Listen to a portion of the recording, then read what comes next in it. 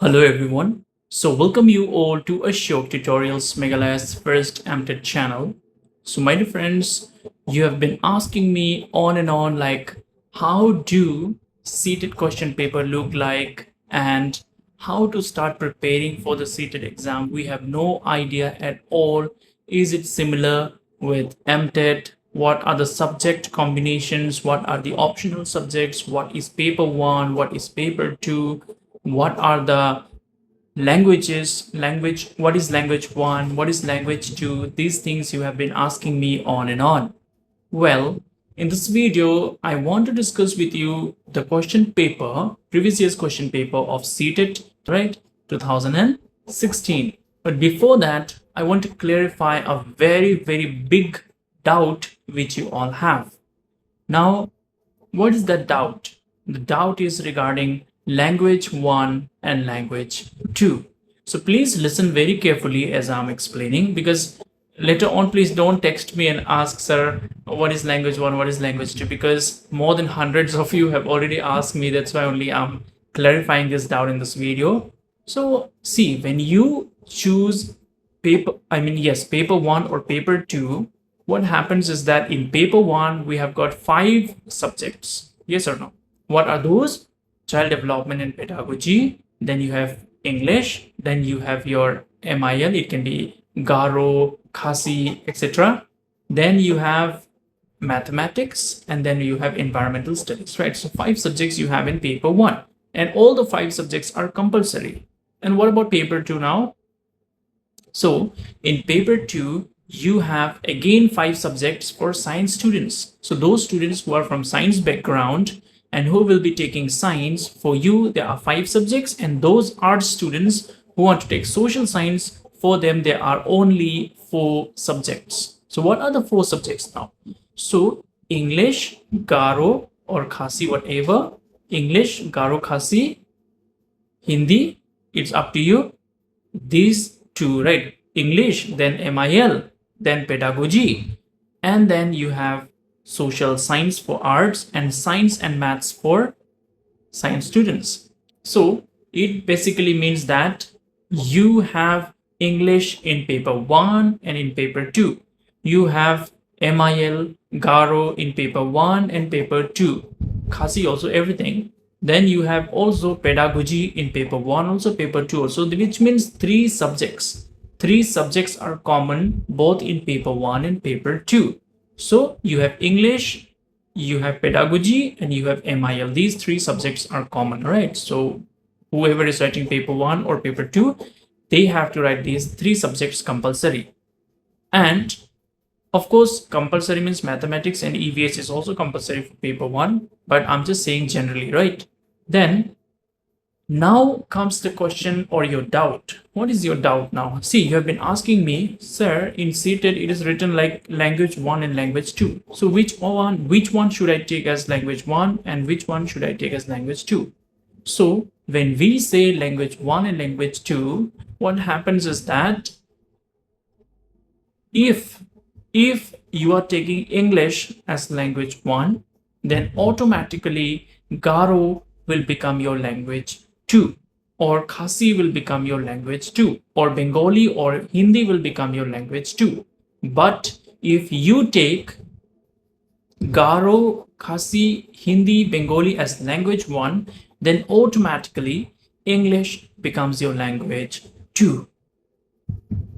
But don't get confused. When you open CTET question paper, what you will find is that you will see in language 1 also Garo is there, and in language 2 also Garo is there. So you might be wondering, Array, that means I can write in language 1 also I can write Garo, in language 2 also I can write Garo. Please don't do that. If you do that, you will fail. Paper will not be checked, right? Because you have been given to choose, right? You can choose. Everything is there in both the languages.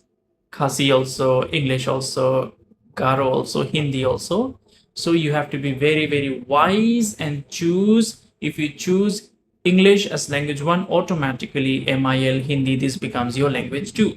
If you choose MIL like Garo, Khasi, etc. in language 1, then English automatically becomes your language 2. Now you might be wondering, then so what decides? How can we decide which one should I take as language 1 and which one should I take as language 2?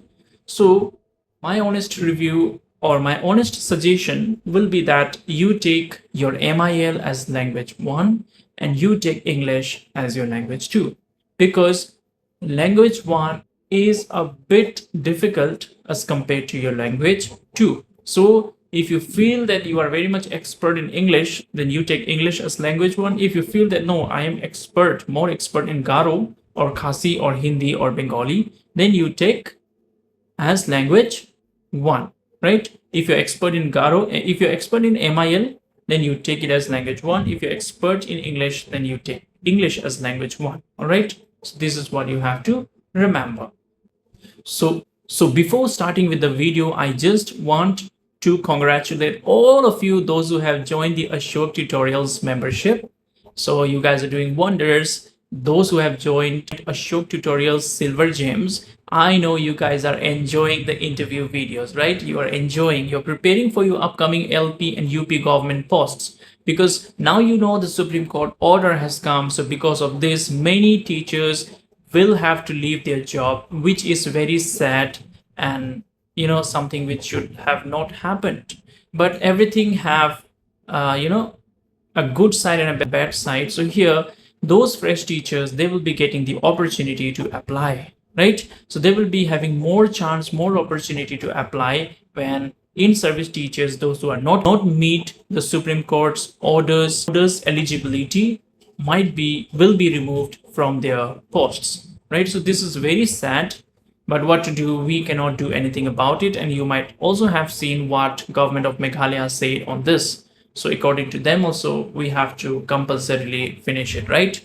Finish our TET exams. So you guys are preparing for your upcoming interviews. So all the best for that. And yes, you and many of you have already joined for the MTET coachings, which is available in YouTube. So those who want to take coaching with Ashok Tutorials for MTET, LP and UP, it is available in YouTube, and your friends are doing it. Your friends have joined it long time back. So if you are unaware of this, then please be aware, be informed, and you join. If you do not know how to join, you contact me and I will help you to join. But whatever you pay in that YouTube MTET coaching, that does not come to my account. It goes to YouTube's account. All right. So it goes to YouTube's account only through your bank accounts, because one person will be allotted only one subscription. So if you subscribe with your name, you cannot use it for the same for your wife or your brother or your sister.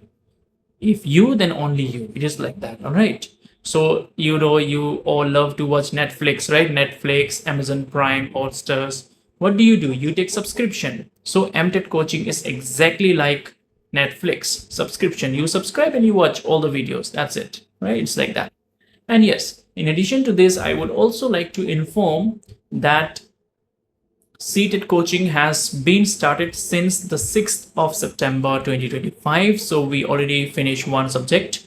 So we have started our coaching on the 6th of September, right after Teachers Day, and we are doing really very good, and everything is running smooth and fine, right?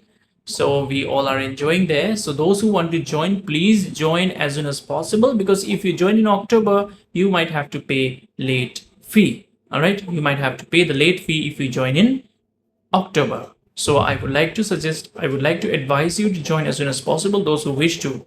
All right. And then regarding notes and all, everybody is inquiring. So even if you don't take coaching, you are free to purchase your own notes of Ashok Tutorials. All right. So it's up to you. It's 100% up to you. So well, let's begin with child development and pedagogy, right? What shall we begin with? Child development and pedagogy. So CTET, the paper we are going to deal with is CTET paper 1. Paper 1 means LP paper, right? And lower primary. So we are going to talk about LP or paper 1. And which year question paper are we using here? We are using the question paper of 2016 CTET exam, right? Who will be teaching you all about this? It's a short tutorial who will be teaching you all about this question paper, how it comes. Let us see. So let's dive right into the paper and let us see how to solve them. or what types of questions are usually asked in CTET exam, because many of you have no clue at all. So let us see. But before that, before starting with the question papers, I would like you to comment in the comment section how you find the video, what you got to learn in this video, what you want to see next. Because when you communicate, when we talk, when we interact, then the process of learning becomes very, very interesting. You learn at the same time I also learn. But if it is a passive process, which means only I am teaching and you are just literally watching the video, you don't put a like also in my video, you just watch the video, you don't like the video, you don't share the video, then it's pointless. So if you really enjoy, genuinely, if you like what Sir Ashok is sharing with you, then you should not be stingy to put that thumbs up. So you should like the video, right? So you should like the video, share it with your friends, and also along with this, what you should do is that you should subscribe to Ashok Tutorials if you are new to it, because we keep on posting videos every alternative day. And the most important factor here is that you comment in the comment section, right? Because when we interact, we learn. So let's go into the question paper now. So answer the following questions accordingly. All right. So here comes our question number 1. Which of the following is the most effective method to encourage conceptual development in students? So different methods are given here. So according to you, which one do you think is the most important or most effective method to encourage children to encourage conceptual development in children? Number 1, give students multiple examples and encourage them to use reasoning. Use punishment till students have made the required conceptual changes. New concepts need to be understood on their own without any reference to the old ones. Replace the students' incorrect ideas with correct ones by asking them to memorize. So I believe you have already answered to this question, because this question is very simple. See, there are always tricks and techniques, and these tricks and techniques I teach you when you are enrolled in my coaching. But I will be generous enough to share one trick with you how to solve this question. All right. So you will get one full mark if you can solve this question correctly. And how will you do it? I will teach you. So see here what is given in number 1. Give students multiple examples and encourage them to use reasoning. All right, it can be true for conceptual development. Let's go to the next one. Use punishment. See, whenever it is a positive sentence and you see the word punishment, just cross it then and there, right? Because punishment and all we never use. So you just cross this, which means now you're left with option number 1, option number 3, option number 4. Option number 3, let us see. New concepts need to be understood on their own without any reference to the old ones. See, this is also a negative sentence, because it says that whatever the concept you have, old concept you have in your brain, that is useless. So it cannot be a correct sentence. All right, so cross this one also, which means now you're left with only 1 and 4. So out of 1 and 4, either 1 will be the correct answer or 4 will be the correct answers. So let us see how. Replace the students' incorrect ideas with correct ones by asking them to memorize. So here there is a very big negative word which they have used. That is what? That is memorize. So we never ask the students to memorize in this modern world. All right, in this modern era, we don't ask students to memorize. Memorization is not encouraged. Which means, which one is your correct answer then? It is number 1. So for the conceptual development of the students, what you have to do is that you have to give them multiple examples and encourage them to use their own reasoning. So let us see the next answer. Yes, see, this is what I said. Give students multiple examples and encourage them to use reasoning. So this is how you solve the MCQs in your exam, be it MTET exam, CTET exam, whatever exam it is, right? So you have to cross out the wrong ones. If you do not know the right answer, then you have to cross out the wrong ones. Then you will eventually reach to your right answer. So this is how we teach at Ashok Tutorials, all right, with tricks and tips. So, but then I want to see your response first. If you have a very good response, a positive response, a positive comment that yes sir, we enjoyed this video, this particular video we enjoyed, we have learned something new, we have learned the tips and tricks, then only I will continue to make videos of this type. But if you do not enjoy, then I think I will not make any video anymore of this type. All right, so let's continue. Number 2, we have primary school children will learn most effectively in an atmosphere where the focus and stress are only on mastering primarily cognitive skills of reading, writing, and mathematics, where the teacher leads all the learning and expects students to play a passive role, where their emotional needs are met and they feel that they are valued, where the teacher is authoritative and clearly dictates what should be done. So here for myself, then I already got the correct answer because I know the negative words which I should not be using. So in number 1, let us see. So question, what did they ask? They asked that primary school children will learn most effectively in an atmosphere. So what type of atmosphere we should create for the primary school children, which means classes 1 to 5. So those children should have what type of atmosphere? Let us see. Number 1, where the focus and stress are only on mastering primary cognitive skills of reading, writing, and mathematics. See, I know that this is a negative sentence. How? Because they have used the word only here. So if you want the student to excel, you cannot use the type of words like only. So this is wrong. So now I am left with option number 2, 3, and 4. So either 2, 3, or 4, any of this will be the correct answer, but 1 is already wrong. Now let me go to number 2, where the teachers leads all the learning and expect students to play a passive role. So here also I got a negative word. What is that? Yes, you guessed it right. It is passive role, right? So passive role is the negative word. So that's why we can say that option number 2 is also wrong. So now we are left with option number 3 and 4. So either 3 will be correct or 4 will be correct. Let us see now. Where their emotional needs are met and they feel that they are valued. It can be true, all right? It might be true. Before that, let us check option number 4. Where the teacher is authoritative and clearly dictates what should be done. So here you see 2 negative words. One is authoritative, another one is dictates, right?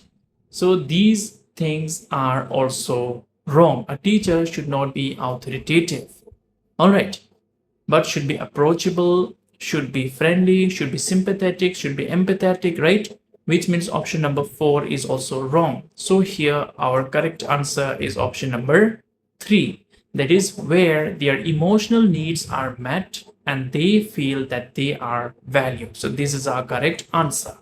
All right. So let us see what is the correct answer. Next slide. Yes, where their emotional needs are met and they feel that they are valued. So this is how we solve this type of questions. All right, let's go to the next slide now. A child sees a crow flying past the window and says, "A bird." What does this suggest about the child's thinking? So a child sees that a crow is flying past the window. Then the child says, "A bird." Then what does this suggest about the child's thinking? Let us see. The child has previously stored memories.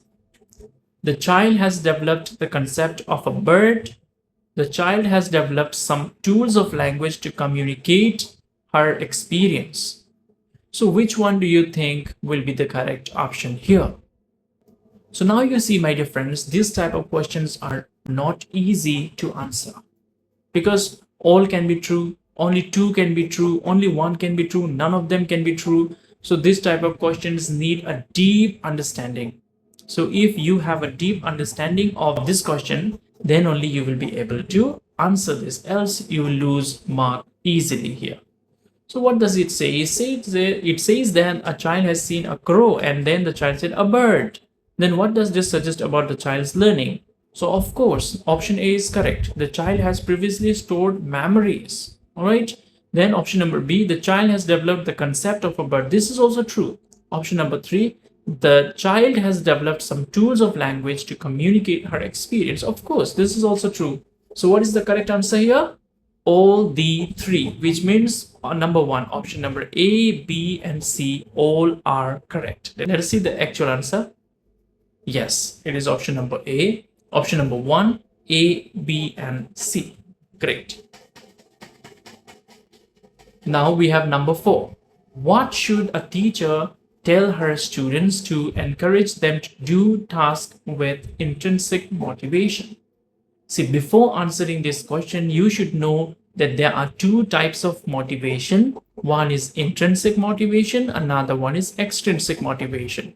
Now, what is intrinsic motivation? By the words only you should understand. In means what? From inside. Something when it comes from inside is intrinsic. Extrinsic means what? Extrinsic means something which is external, which is coming from outside. Suppose if I say, suppose you are a class 10 student and it comes from within you that no, I have to study, I have to wake up at 4 o'clock and I have to study because I have to score well, or because I have to top my class, or I have to top my school, or I have to be in the top 10 list. So these are your intrinsic motivation, which means nobody is asking you, hey Rahul, you wake up early in the morning at 4 o'clock and study. Nobody is saying that. You are doing it on your own, yes or no? So just like that, so this is your intrinsic motivation. It is coming from inside you, from within you. But when your parent says, Rahul, you please study by getting up early in the morning, and if you do well in your metric exam, we are going to gift you a laptop. Then Rahul will feel happy. Oh yes, my parents will be gifting me laptop, so I will study, because if I want to get laptop, I have to study. Otherwise, there is no way. My father, my mother will never gift me anything if I don't get good marks. So in that case, Rahul will study again.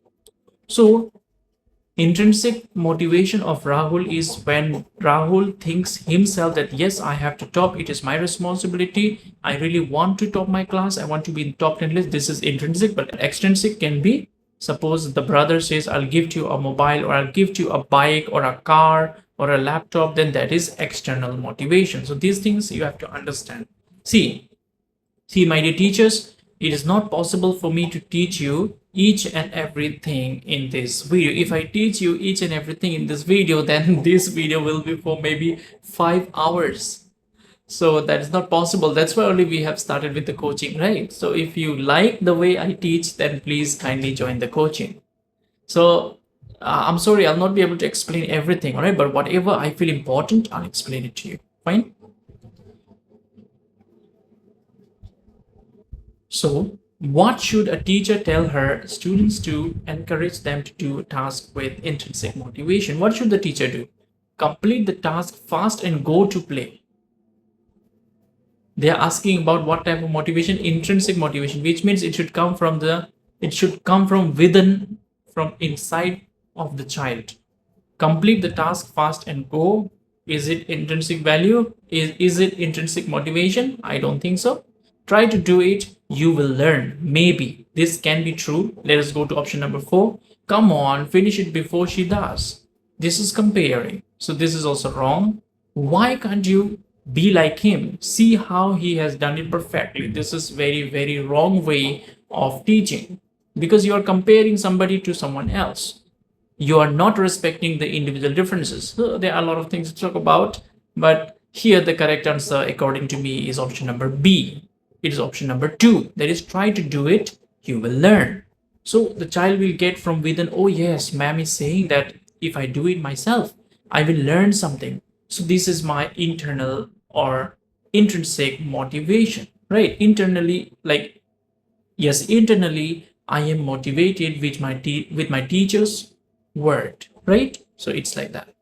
See, this is the correct answer, right? Try to do it, you will learn. Question number 5. How can a teacher encourage her students to be intrinsically motivated towards learning for the sake of learning? How can a teacher encourage her students to be intrinsically motivated towards learning for the sake of learning? Number 1. By supporting them in setting individual goals and their mastery. by offering tangible rewards such as trophies, by inducing anxiety and fear, by giving competitive tests. This question is also very easy. So, number one, by supporting them in setting individual goals and their mastery, it can be true. We will come back to it later. Let's go to option number two. By offering tangible rewards such as toffees. See, giving chocolates or toffees to the students is not internal motivation. They are again talking about intrinsic motivation. So it is coming from outside, because I'm going to give the child a chocolate. That's why the child will study. Child is studying for the chocolate, not from, it's not coming from within himself or herself, right? So it is wrong. By inducing anxiety and fear. This one, at least this much that you understand. How can we induce anxiety and fear in students? It should not be that way. We cannot make the children scared. Hey, I will beat you if you don't study, or I will scold you if you don't study. No, this is not the way a teacher teaches, right? Number four, by giving competitive tests. See, we never ask the students to do competition among themselves. We never compare the students, and we never, we never ask them to be competitive. So this is also wrong. So according to me, option number one is the correct option here. Let us see. By supporting them in setting individual goals and their mastery. Let us see the answer. Yes, see, this is the answer, right? By supporting them in setting individual goals and their mastery. Correct, right? Through effective teaching, the teacher should aim at the students to be motivated.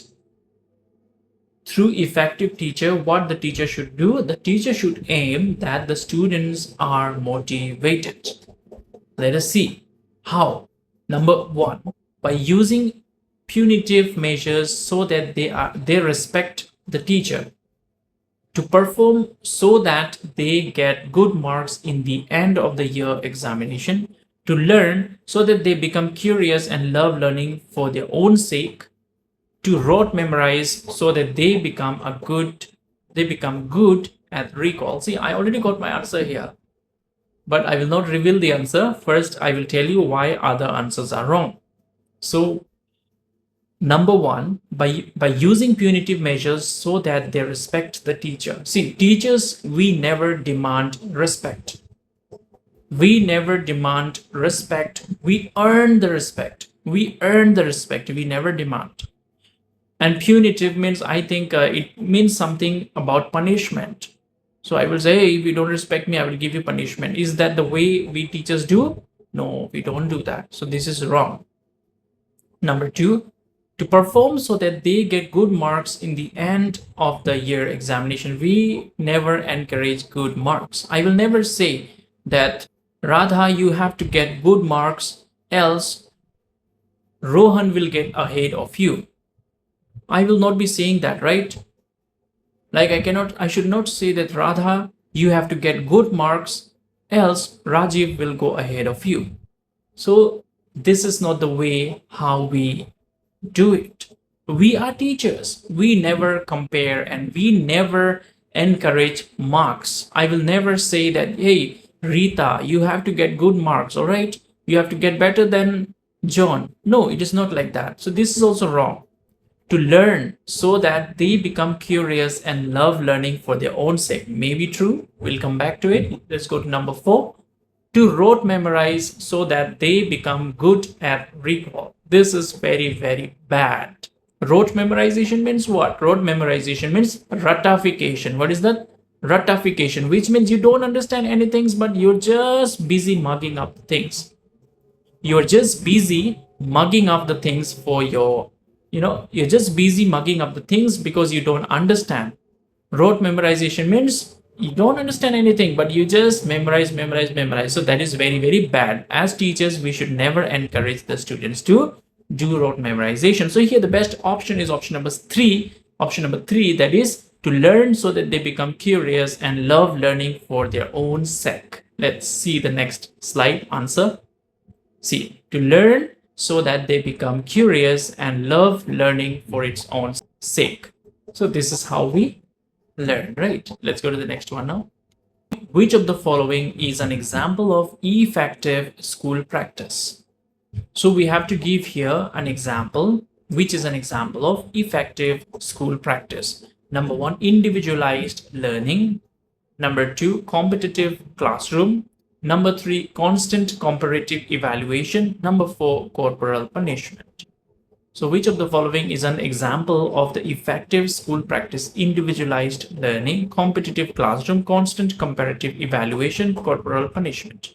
I already got my answer here also, because I have got few negative words here which cannot be a way of effective school practice. So individualized learning, yes, may be true.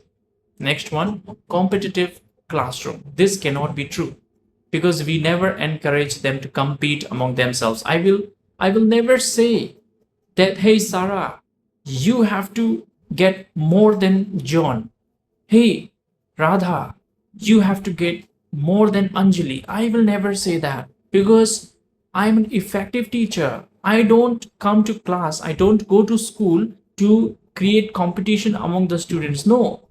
And my dear teachers, even when parents come to meet you while they are coming to collect their result, I myself also have seen that some parents, they say, hey, sir, how much that girl got? Did she get more than my daughter? Sir, how much that boy got? Did he got more than my son? No, don't entertain this type of parents. Just say that is none of your business, sir, ma'am.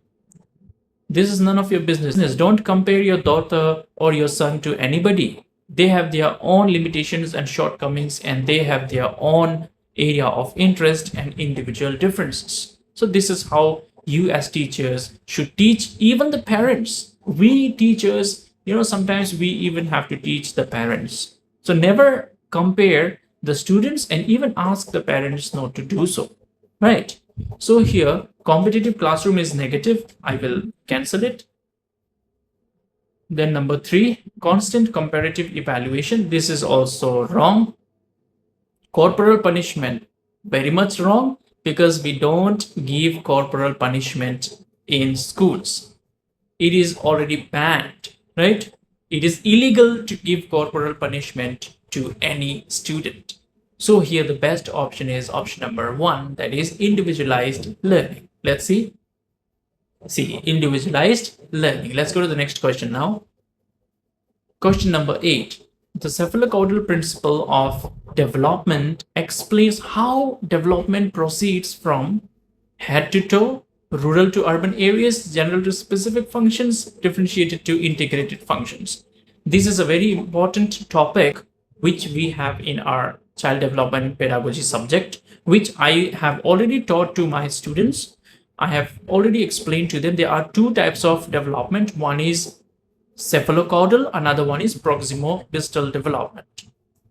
One is cephalocaudal, another one is proximo-distal development. So one is from head to toe, another is from center to the outside. So here, the cephalocaudal principle of development explains how development proceeds. See, there are, as I told you, there are two types of development. One is proximo-distal, another one is cephalocaudal. So whenever you hear the word cephalo, understand that this word is a scientific word. It has something to do with head. This one, head. So whenever you hear the word cephalo, you understand it has something to do with head. So any option you see which says something related to head, which option? Option number one, that is head to toe. So when the development takes from top to bottom, head to toe, that is known as cephalocaudal development. And what do we call to the type, and what is the name of the type of development which takes from center to outside? From center to outside, what do we call it? We call it proximo-distal, right? So let's see the answer. See, head to toe. Let's go to the next now. Yes. Which of the following is a sensitive period pertaining to language development? So language development comes in which period? This is an important question, all right? Many times I have seen this. So which of the following is a sensitive period pertaining to language development? Adulthood, early childhood period, prenatal period, middle childhood period. So which one do you think? Adulthood, not related at all. Prenatal period, not related at all. It can be either early childhood or middle childhood. But which one is the best option here? So the best option here is option number 2. Option number 2, that is early childhood period. All right. So during early childhood period, the child learns the language very fast and an effective manner. The child is very much sensitive to the language. All right. So that's why when a child is in his or her early childhood period, the parents, the teachers, the siblings, we all have to be very careful of what type of words we are making use in front of the children. All right. So the answer is early childhood period. All right. Let's go to the next one now. A 6-year-old girl shows exceptional sporting ability. Both of her parents are sports persons. Send her for coaching every day and train her on weekends. Her capabilities are most likely to be a result of an interaction between. So suppose there is a 6-year girl. Her name is what? Her name is, suppose, Thengsame. All right, Thengsame. So Thengsame is 6 years old and she is very good at sports. Both of her parents are sports person. Both of her parents are sports people, all right? And they send her for coaching every weekend and for training every weekend. So her capacities or her potentialities or her capabilities are more likely to be result of interaction between what? Between health and training, discipline and interaction, heredity and environment, growth and development. So I already got my answer. What about you? Did you get your answer? So health and training, not related. Discipline and nutrition, not related. Heredity and environment might be. Growth and development, not related, because it is because in this question they have talked about the parents. So from the parents, what do the children get? They get genes, the chromosomes, the heredity, right? So the genes are passed down from the parents to the offspring, which means heredity is a factor.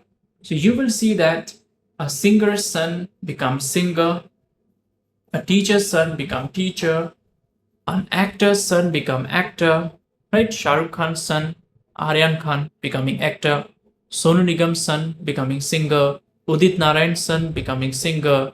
It's like that, right? So whatever your parents do, the chance most probably is there that you also will do that, only because of the heredity, because of the genes which has passed down from your parents to you. So heredity is one factor here. Another one is environment, in what type of environment he or she is brought up into. So now let's see the correct option. Which one? According to me, it's option number 3, that is heredity and environment. Yes, see, the correct answer is heredity and environment.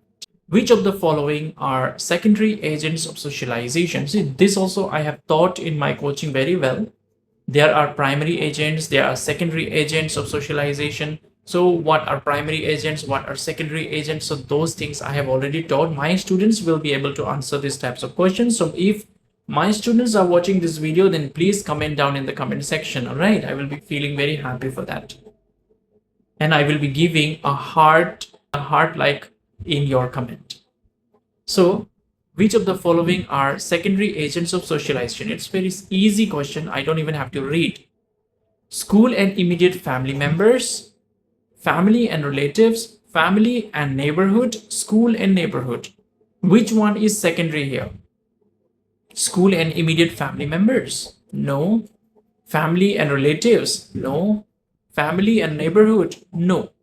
It is the school and neighborhood. So whenever they are talking about secondary agent of socialization, always remember the school. So school and neighborhood are the secondary agent of socialization. Family, relatives, they are the primary agents of socialization. All right. So the correct answer here is option number 4, that is school and neighborhood. Question. According to Leo Vygotsky, the primary cause of cognitive development is C. I have taught you about Leo Vygotsky, Jean Piaget, Lawrence Kohlberg, right? About all of these psychologists I have taught you in my coaching. So I believe my coaching students will be able to answer this question as well. So according to Leo Vygotsky, the primary cause of cognitive development is what? Which one? Adjustment of mental schemas, stimulus response pairing, equilibration, or social interaction. See, one thing to remember whenever you hear the word Leo Vygotsky, always remember society. So, Vygotsky believed that social interaction is very, very important. He believes that for the cognitive development of the learner, social interaction is very important. The child should be familiar with his primary agent of socialization, that is family, and secondary agent of socialization, that is school and the neighborhood. All right. So according to Leo Vygotsky, it is the social interaction, right, which plays a major role in cognitive development of the learner. Let us see the answer. Yes, social interaction, right? Now we have Lawrence Kohlberg. 13. In the context of Kohlberg's stages of moral reasoning, under which stage would the given typical response of a child fall? Your parents will be proud of you if you are honest. So you should be honest. Good girl, good boy orientation, law and order orientation, punishment, obedience orientation, social contract orientation. See, in order to answer this, you should know Kohlberg's theory of moral development. So in Kohlberg's theory of moral development, he have talked about good boy, good girl orientation. He have talked about law and order orientation. He have talked about punishment, obedience orientation, and he has also talked about social contract orientation. So here, suppose if somebody says, suppose if a teacher says, your parents will be proud of you if you are honest, so you should be honest, Tiara, like that, the teacher said. So teacher is using which stage of Lawrence Kohlberg? So it is option number A, good girl, good boy orientation, because the teacher is asking the girl to be good, right? So that the parents can be proud of her, so that the parents could be proud of her. So this is good boy, good girl orientation. Good girl, good boy orientation. Next we have, according to Jean Piaget, which of the following is necessary for learning? So according to Jean Piaget, which one do you think is very, very important for learning? Number one, belief in innate justice, reinforcement by teacher and parents, innate instinct of the learner, active exploration of the environment by the learner. Option 1, belief in innate justice. No, innate justice means, innate means what? Innate means the abilities, the potentialities, the capabilities you have when you are born. How much capable you are, what are the inherited capacities you have. So those are known as innate. All right, innate means inborn. Reinforcement by teacher and parents. When the teacher or the parents, they reinforce, yes. So this is the correct answer, like that, right? Then reinforcement given by the teacher and the parents. Then innate instinct of the learner, no. So here the best option is active exploration of the environment by the learner, because we all know that these days the education is not a passive process, it's an active process. Education means where the children are active, they are interactive, they are participating in the process of learning, because the education should be learner centered and not teacher centered, right? So it should be learner centered and not teacher centered. So here the option number 4 is correct. Active exploration of the environment by the learner. Let the learner explore himself or herself what he or she wants to explore. Teachers, they don't have to interrupt all the time. They don't have to interfere all the time. Sometimes let the learners learn by themselves, right? So what is the answer? Let's see. Yes, active exploration of the environment by the learner. Next we have, according to Jean Piaget, schema building occurs as a result of modifying new information to fit existing schemas and by modifying old schemas as per new information. These two processes are known as equilibration and modification, assimilation and accommodation, accommodation and adaptation, assimilation and adaptation. These things, if you have never studied Jean Piaget, you will not know. Frankly telling you, you will not know. because these are theories, psychological theories, which you all should know. You have to study. So there are different stages given by Jean Piaget.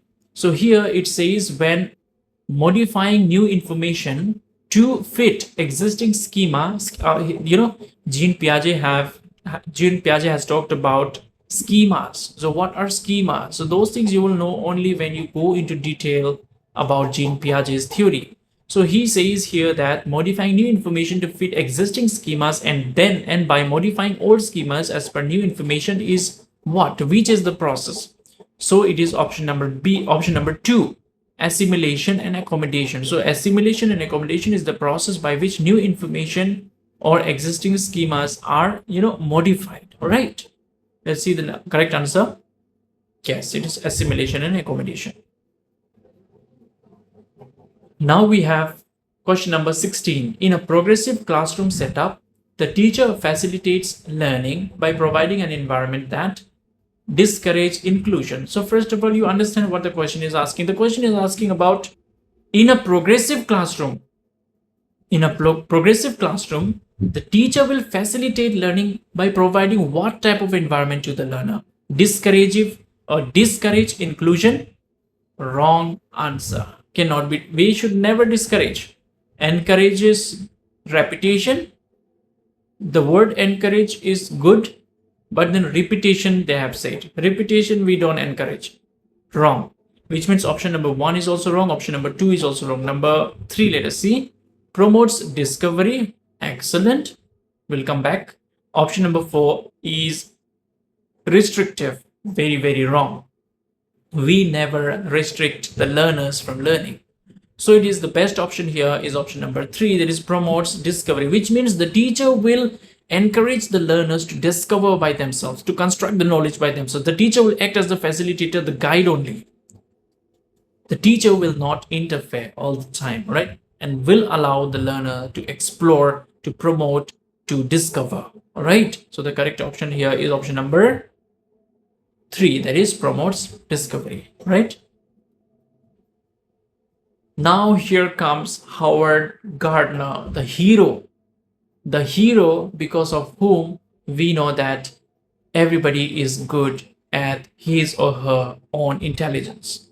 So Howard Gardner, I personally like him very much because his theory of multiple intelligence is very, very interesting. Nobody is idiot, nobody is moron, nobody is stupid. Why? This is what Howard Gardner has said. You might not be good at study, but you might be good at sports. You might not be good at sports, but you might be good at music. You might not be good at music, but you might be good at mathematics. So these are multiple intelligence. What are these? Those things I might not be able to explain everything in this video, but then these are the things, all right? So it's very, very interesting theory. You please, if you get time, you study and see. So Howard Gardner's theory of multiple intelligence, MI, suggests that teachers should use multiple intelligence as a framework for devising alternatives, ways to teach the subject matter. Number 2, ability is destiny and does not change over a period of time. Every child should be taught every subject in 8 different ways. Intelligence is a singular entity that can be measured by IQ. Here you see teachers should use multiple intelligence as a framework for devising alternative ways to teach the subject matter. May be true. Ability is destiny and does not change over a period of time. Wrong. Every child should be taught every subject in 8 different ways. No. Intelligence is a singular entity that can be measured by IQ. Very, very wrong. So here, according to me, the best option is option number 8. That is, teachers should use MI as a framework for devising alternative ways to teach the subject matter. All right. So let's see the correct answer here. It is option number 1. Teachers should use multiple intelligence as a framework for devising alternative ways to teach the subject matter.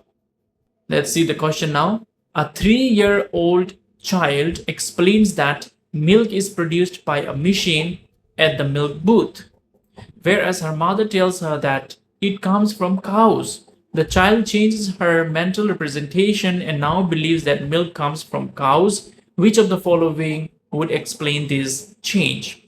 Jean Piaget would explain these as the child's response to authority of her mother. Jean Piaget and Leo Vygotsky would explain these as the child's attempt to imitate her mother.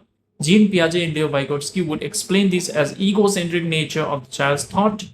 Jean Piaget would explain these as egocentric speech, while Leo Vygotsky explained this as the child's attempt to regulate her actions through private speech. So here, the best option is option number 2.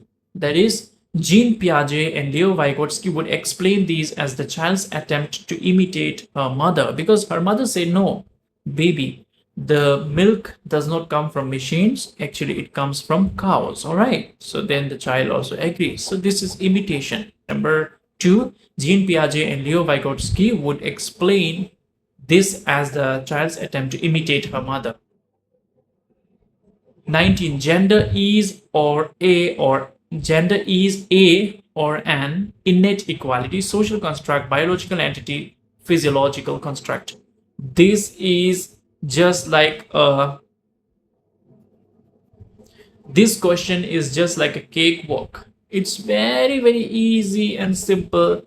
Those who already understood, which I have already taught many times, the difference between gender and sex, then you can answer this very well.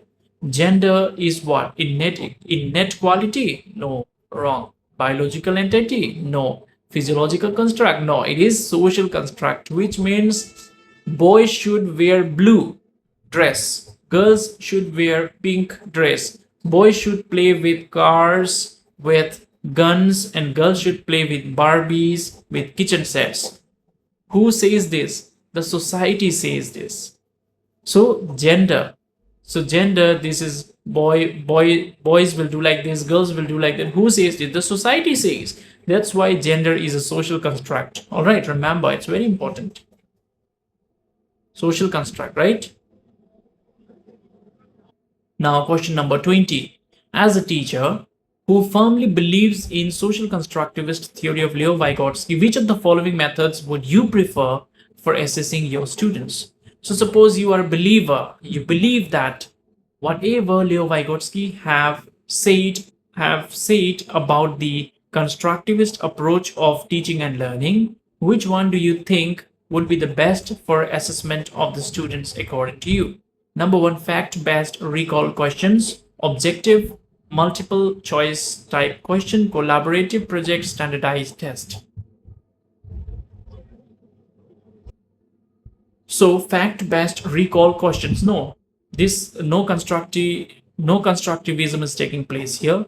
Option number 2, objective multiple choice MCQs, no. Here also you will not use much of your brain. You will not use your constructive knowledge. Collaborative project, maybe. Number 4, standardized test, very, very wrong. So here the best option according to me is option number 3, that is collaborative projects, where there will be a collaboration among the peers. They will collaborate, they will work in group, work in teams, and they will make the projects, right? So this is constructivist approach. All right, so let's see the answer. Yes, collaborative project, right? Next, 21, we have to cater to individual differences in his classroom, a teacher should. So how a teacher will handle the individual differences in his or her classroom? Let us see. Engage in a dialogue with students and value their perspective. Use a uniform standard method of teaching for all. Segregate students based on their abilities. Focus only on high achievers. This question is very easy because there are lots of negative words here. So it is in the question it is asked that how will a teacher deal with the individual differences in the classroom? Engage in a dialogue with students and value their perspective may be true. Let's go to the next. Use a uniform standard method of teaching for all. No, we never use uniform methods. We use different types of methods. We never use same methods because there are different types of children in the classroom. So if I just use chalk and talk method, the students will not learn. I might show video, I might take them out for the field trip, or I may give them some activity to perform. So that is how they learn, right? So this cannot be true. Segregate students based on their ability. Segregation is wrong. Segregation means you separate. say you are boy this side, girls this side, tall ones this side, short ones this side, intelligent ones this side, weak ones this side. So this is segregation. Do we do that? No, we should not. We should never do that. All right. Number 4, focus only on high achievers. No, if you are always after the brilliant student in your class, after the high achievers in your class, you are only after that particular child who scores very good in exam, who is very disciplined, who is, who always gets good marks and never upsets you, then you do not have a good attitude. You are not carrying a teacher's attitude, because for teachers everybody is same, whether you are DC's son or minister's son, or whether you are a wage earner, a laborer, or a farmer's son, your importance in my class is equal. Minister's son and you are a farmer's son, you are same for me in the classroom.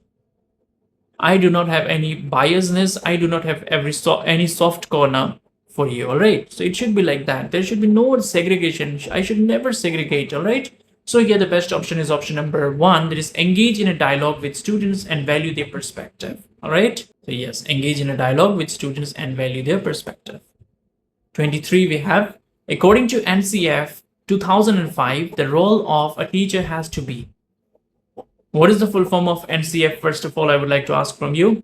What is that? Yes, you are right. National Curriculum Framework, right? NCF. National Curriculum Framework. NCF. So the role of a teacher is what according to NCF 2005? It is permissive, facilitative, authoritative, dictatorial. But the best option here is option number 2. That is facilitative. The teacher should act as a facilitator. All right, the teacher is a facilitator. Remember, this word is very, very important for your exam. Who is a teacher? The teacher is a facilitator, which will make the process of teaching and learning faster. The teacher will act like a catalyst. In science, in different type of chemical reactions, we make use of catalyst. Yes or no? Why? So that the reaction becomes fast. So a teacher acts like a catalyst only, a facilitator. All right. So the best option here is option number 2, that is facilitative. Let us see. Yes, it is facilitative. So next we have, research suggests that in a diverse classroom, a teacher's expectation from her students blank their learning. So according to the research, it has been found that a teacher's expectation in a diverse classroom from her students blank their learning, should not be correlated with the learning, do not have any effect on learning, have significant impact on their learning, are the sole determinant of their learning. So which one do you think is the best option here? So it is have a significant impact on their learning. All right. So research suggests that in a diverse classroom, a teacher's expectation from her students will have a significant impact on their learning, right? So you can see the correct answer, have a significant impact on. Inclusion of children with special needs. Inclusion of children with special needs. So inclusion, see, you all know what is CWSN? What is CWSN? CWSN means children with special needs. Where do you find children with special needs? You find them everywhere. But if you really want to see, you can go to Montfort schools and you can see them, especially in Tura, right? You can see them in Tura, Montfort school. So inclusion of children with special needs. So will increase the burden on school, require a change in attitude, content, and approach to teaching, is an unrealistic goal, is detrimental to children without disabilities. Now, so when we allow the special children, the differently able children, to study in a regular classroom with other children, then this will increase the burden on schools. Do you think so? Not at all? No. Number 2, require a change in attitude, content, and approach to teaching. Yes, of course. We will come back. Is an unrealistic goal? No, it is not unrealistic goal, because already Montfort is the best example for that. Is detrimental to children without disabilities? No, never at all. No, because children without disabilities and children with disabilities, they learn together in the same environment, right? So it is never detrimental. In fact, they will get to learn a lot from each other. So here the best option is option number 2, requires a change in attitude, content, and approach to teaching. So when a specially able child comes to the class, the teacher should have a positive attitude, the classmates should have a positive attitude, right? And they should be content, and the teacher should use an approach which is familiar for both the children with special needs and children without special needs, right? Let's see the answer. Yes, requires a change in attitude, content, and approach to teaching.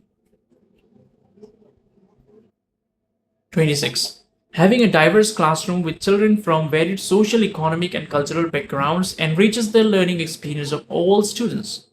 Correct, because it makes the classroom more hierarchical.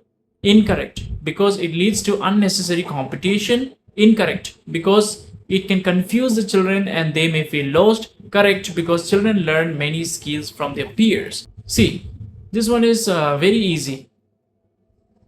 See, suppose in a diverse classroom means the children are coming from rich families, the children are coming from good social families, they are coming from good cultural backgrounds. So when they mix up together in a single classroom, their learning experience will be enriched. Let us see. Correct, because it makes the classroom more hierarchical. No, hierarchical means what? Hierarchical means we will say you are king, you are minister, you are soldier, like that. No, this is wrong. Incorrect, because it leads to unnecessary competition. No, there is no competition as such, because it can be confuse the children and they may feel lost. Not at all. Then correct, because children learn many skills from their peers. Yes, this is true, because children, they will get to learn from their peers about those who are coming from poor families, how they survive, how they eat, how they dress up, how they go for medical needs. So all this will be learned by the other students, the fellow friends, and they will come to know each other's culture. Somebody coming from Bengali family, somebody from Khasi family, somebody from Garo family, somebody from Rabha family, somebody from Bihari family. So they will be in a mixed culture classroom where they will experience, they will share their own experiences. Yes or no? So that is how the children will learn. Answer will be option number 4, correct, because children learn many skills from their peers. 27. A child with hearing impairment can do very well in a regular school if suitable facilitation and resources are provided. Will never be able to perform on a par with classmates in a regular school, should be sent only to a school for the hearing impaired and not to a regular school, will not benefit from academic education only, and should be given vocational training instead. So now you see this question, I don't even have to say, it is very, very easy, very, very simple. Everything is written there. So a child with hearing impairment can do very well in a regular classroom or a regular school if suitable facilitation and resources are provided. Yes, maybe. Let's come back. We will never be able to perform on a par with classmates in a regular classroom. This is very, very wrong. Should be sent to only to a school for hearing impaired and not to a regular classroom. 100% wrong, this one. Then will not benefit from academic education only and should be given vocational training instead. No, wrong. So the best option here is option number A, can do very well in a regular school if suitable facilitation and resources are provided. All right, so this is how we solve them. Let us see the correct answer. It is yes, option number A, can do very well in a regular school if suitable facilitation and resources are provided. Next, which of the following is a characteristic of a gifted learner? We have creative learner, we have slow learner, we have gifted learners. So which one will define or characterize a gifted learner? Let us see. He is highly temperamental. He engages in ritualistic behavior like hand flapping, rocking, etc. He gets aggressive and frustrated. He can feel understimulated and bored if the class activities are not challenging enough. So this is very simple. He is highly temperamental. No, gifted children are not highly temperamental. Engage in ritualistic behavior like hand flapping, rocking, etc. No, very, very wrong. He gets aggressive and frustrated. Negative attitude. He can feel understimulated and bored if the class activities are not challenging them. Yes, of course. Gifted children means they want to, they want the challenges. They want the adventure, they want to learn, they want to explore. If they are not given the opportunity by the teachers, then they feel bored. All right. So here the best option is option number 4. That is, he can feel understimulated and bored if the class activities are not challenging enough. Next we have is, a teacher can enhance effective learning in her elementary classroom by. So how a teacher can enhance effective learning in her elementary classroom? By encouraging competition amongst her students. See, I already told you, competition words, whenever it comes, the sentence is positive and the option is negative, then it is wrong. So this is wrong. Competition can never be. All right. Connecting the content to the lives of the students may be true. We will come back to this. Offering reward for small steps in learning. No. Drill and practice. Best option here, according to me, is option number 2. Connecting the content to the lives of the students. So when we connect our lives, when we connect the teaching content with the lives of the students, they can relate, they can understand, they can feel what the teacher is intending to say. So an effective learning will take place when the teacher is able to connect the content to the lives of the students. All right. So here the correct answer is connecting the content to the lives of the students. All right. So the last question we have here. So before this last question, I want to remind you again that if you really liked this video, then don't forget to like the video. Don't forget to share it with your friends. Don't forget to subscribe if you are new to Ashok Tutorials. And yes, the best part is don't forget to comment in the comment section which subject next you want to see at Ashok Tutorials, where I will be solving exactly the same MCQs like this video.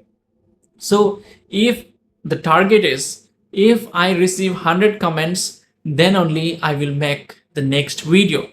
Less than 100 comments, I will not make, because we have almost 11,000 subscribers, and from 11,000 subscribers, can't I expect 100 comments? Of course I can, right? So let's keep it 100 comments and 100 likes. So if I see in this particular video that there are 100 likes and 100 comments, then I will start with the next video.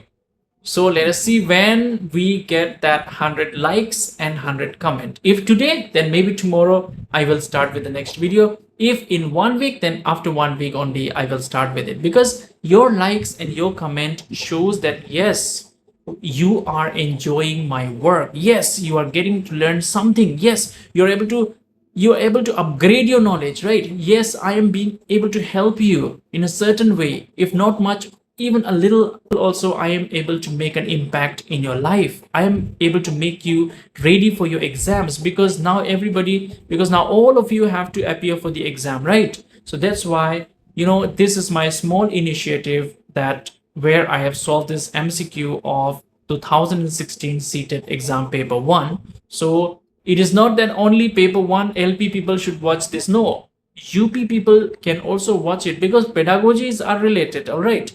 So you please watch, and 100 comments, 100 like. All right. So let's continue with the last question now. Which of the following statements about children are correct? Children are passive receptacles of knowledge. Children are problem solvers. Children are scientific investigators. Children are active explorers of the environment. I got my answer. What about you? Did you get your answer? Any negative sentence you got here?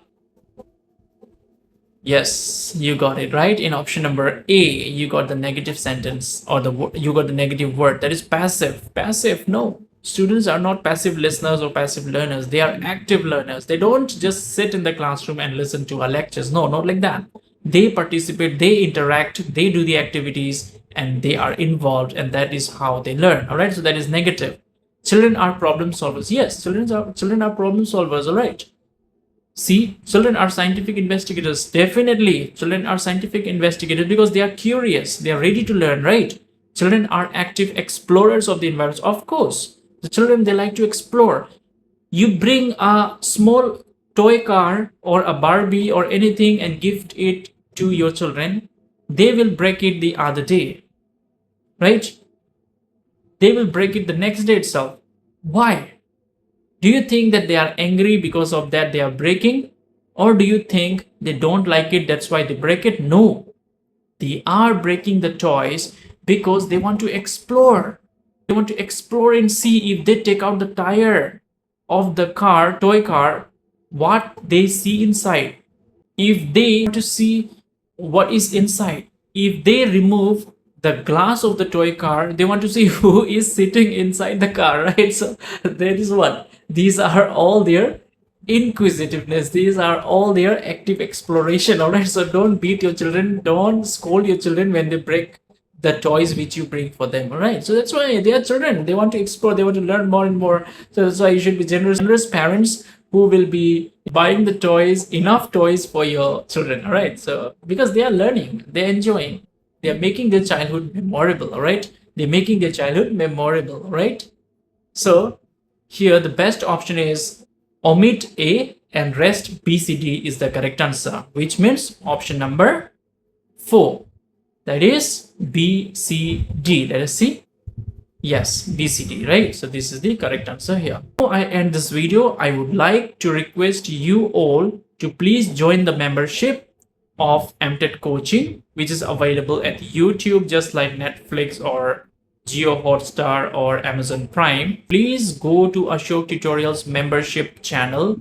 Please go to Ashok Tutorials membership and check out what are the courses available there. So you get LP, MTET coaching is available, then MTET UP coaching is available there. Then those who are preparing for interviews or interview videos, coachings are also available. So all these 3 memberships are available at the Ashok Tutorials. So you can please go and check it out for yourself. And yes, the most important one, that is CTET coaching. So CTET coaching is not available in YouTube. So if you really want to enroll yourself for the CTET coaching, please do it as soon as possible, because from October there might be a late fee for your joining at the Ashok Tutorials CTET coaching, because we already finished one subject and we have started our coaching right after Teachers Day, that is from the 6th of September.